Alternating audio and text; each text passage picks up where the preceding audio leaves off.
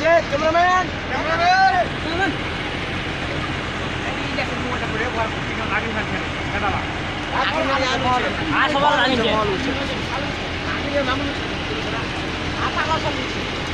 মোবাইলে বুঝছে তো আমাদের গাড়ি ঢোকার রাস্তাটা ক্লিয়ার রাখতে হবে তো।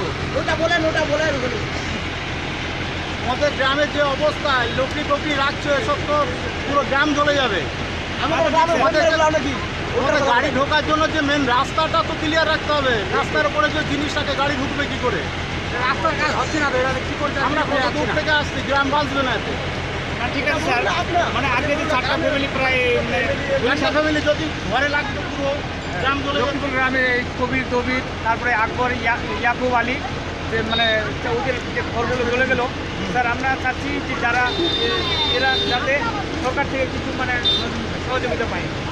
সহযোগিতা পাওয়ার জায়গা তো আলাদা জায়গা, তোমরা আসো অফিসে দেখা করবো, অফিসার আছে অফিসার আছে কথা বলে যাবে। না আমাদের জেলা পরিষদ আছে, জেলা পরিষদে যেটুকু জেলা পরিষদ বলেছে এখানে ডিপার্টমেন্ট থেকে যেটা দরকার করবে।